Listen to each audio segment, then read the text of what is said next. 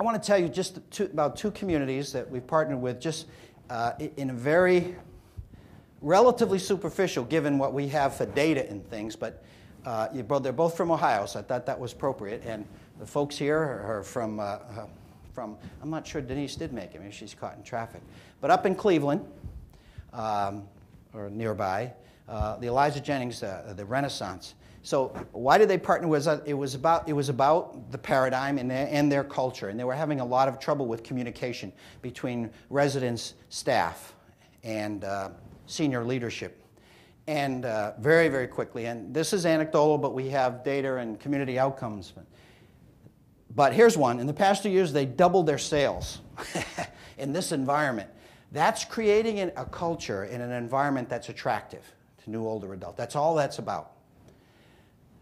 They've also increased the attendance at their marketing events. Staff and residents, much better now, a culture of empowerment for both, because we don't ignore the staff. If you're creating an environment of growth in a university, it's about everyone. Stronger relationships as they had as an outcome.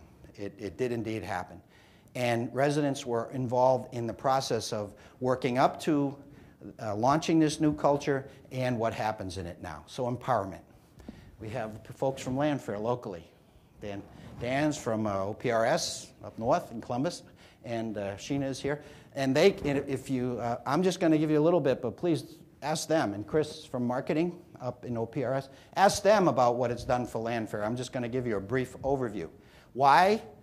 Increase quality of life, of course. But to differentiate the community, have a brand, because everyone talks about wellness and growth.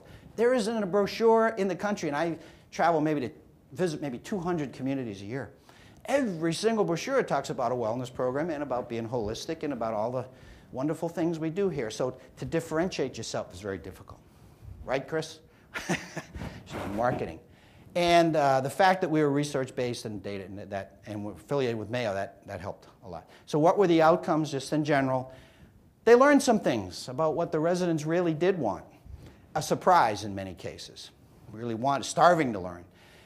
Resident and staff outlook, self-actualization on both sides, definite positive change. We see people, you feel it as you walk in. It's the pulse of the organization. Again, this is somewhat anecdotal in this environment. I apologize, but we track these. We track outcomes, and we track the individual data. You saw it earlier of what happens to the individuals in that organization. Endurance is increasing on residents, and there's been a culture change. They have a number of buildings at Landfair. What they're seeing now is more people walking from one building to the other. They have beautiful grounds, whereas before they would always call for transportation. So this is it. We're trying to get that high road